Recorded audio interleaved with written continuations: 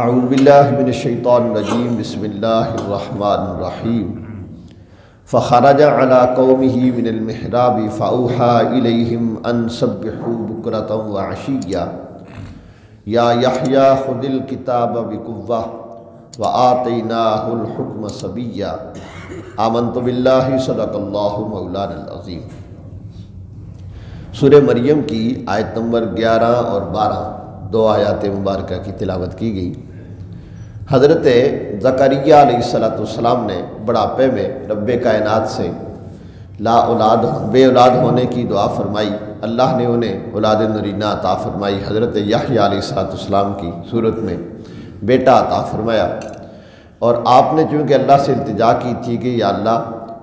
عمر کے آخری حد کو میں پہنچ چکا ہوں، میری بیوی بھی بڑھاپے کو پہنچ چکی ہے، تو کیسے پتہ چلے گا کہ میری بیوی کو حمل رہ چکا ہے، تاکہ میں مزید تیری بارگاہ میں اور تیرا شکر ادا کر سکوں اور تجھ سے مزید دعائیں مانگ سکوں۔ تو اللہ تعالیٰ نے شاہ فرمایا اس کی نشانی یہ ہوگی کہ 3 دن تک آپ لوگوں سے کلام نہیں کر سکیں گے، ہاں میری تسبیح کر سکیں گے، تسبیح و تحلیل اللہ کا ذکر کر سکیں گے، لیکن لوگوں کی گفتگو، لوگوں کے معاملات میں سے آپ بات نہیں کر سکیں گے۔ تو ایسا ہی ہوا،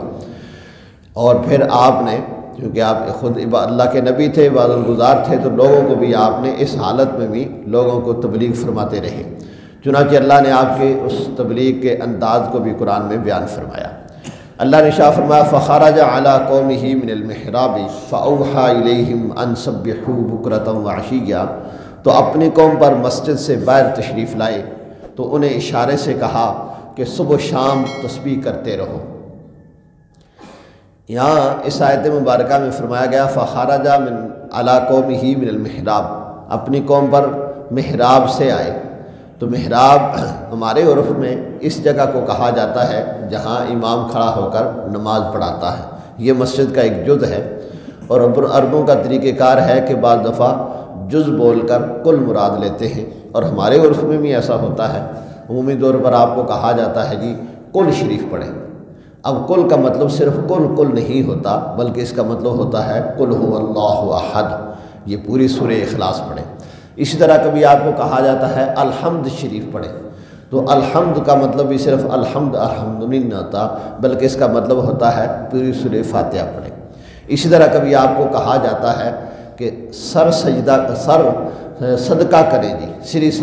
جسے لوگوں نے صرف سری سمجھ رکھا، وہ صرف سری نہیں ہے، وہ پورا جانور صدقہ کرنا ہوتا ہے۔ تو یہ جز بول کر کل مراد لیا کہ آپ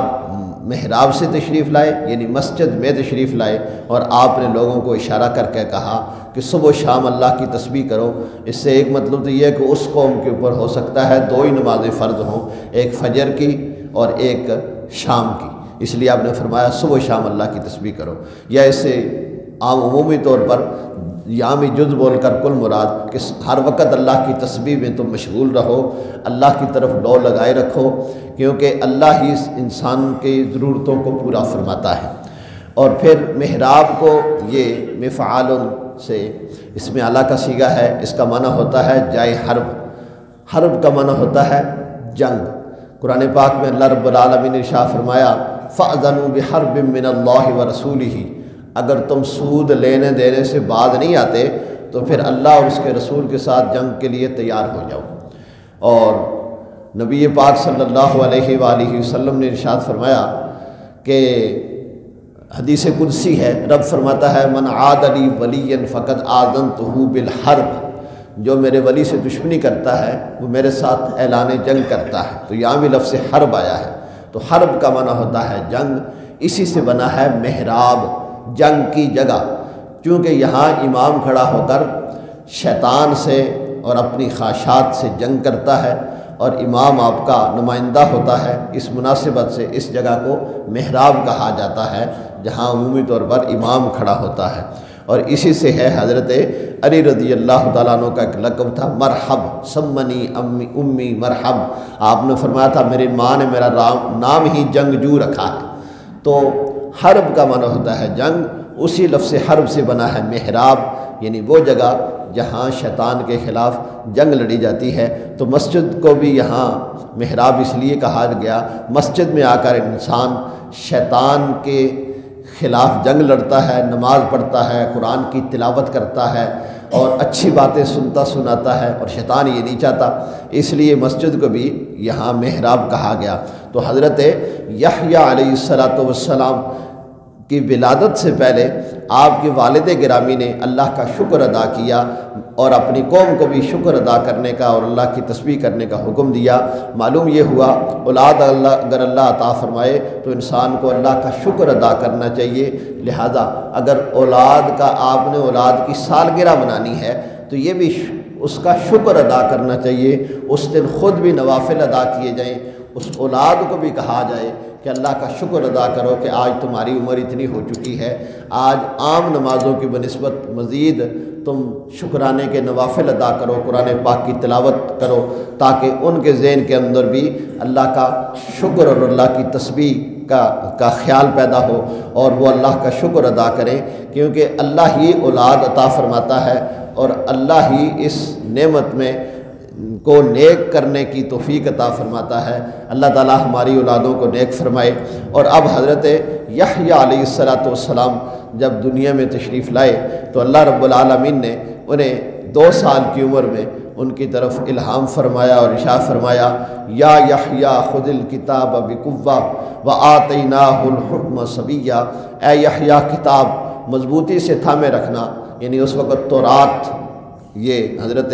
موسیٰ علیہ السلام کو جو کتاب عطا کی گئی تھی، انہیں حکم دیا گیا کہ اس کے اوپر آپ نے پابند رہنا ہے، اللہ کے حکم کے اوپر۔ وآتیناہ الحکم صبیہ، اور اللہ نے ارشاد فرمایا ہم نے اسے بچپن سے ہی نبوت عطا کر دی تھی۔ اللہ کا نبی پیدا ہوتے ہی اللہ کا نبی ہوتا ہے، اس لیے حضرت عیسیٰ علیہ السلام نے بھی یہی اعلان کیا، حضرت یحییٰ علیہ السلام کے متعلق بھی یہی اعلان ہے، اور ہمارے آقا صلی اللہ علیہ وآلہ وسلم نے تو ارشاد فرمایا کنت نبیا و آدم بین الماء والطین، میں اس وقت بھی نبی تھا، بھی کائنات کی کوئی چیز پیدا ہی نہیں ہوئی تھی۔ تو ہمارے آقا صلی اللہ علیہ وآلہ وسلم تو عالم ارواح میں اللہ نے آپ کی نبوت اور رسالت کا تذکرہ انبیاء کرام علیہ السلام سے فرمایا جب ابھی عالم اجسام یعنی دنیا میں انسان کائنات میں آئے نہیں تھے، تو اللہ کے نبی پیدائشی طور پر ہی عام لوگوں سے منفرد اور ممتاز ہوتے ہیں۔ اللہ رب العالمین ہمیں انبیاء کرام علیہ السلام کی اتباع نصیب فرمائے، اور بالخصوص امام الانبیاء سرکار دو عالم صلی اللہ علیہ وآلہ وسلم جو ہمارے لیے اللہ کا پیغام لے کر آئے، اللہ ہمیں اسے سمجھنے، اس پر عمل کرنے کی توفیق نصیب فرمائے۔ وآخر دعوانا ان الحمد للہ رب العالمین۔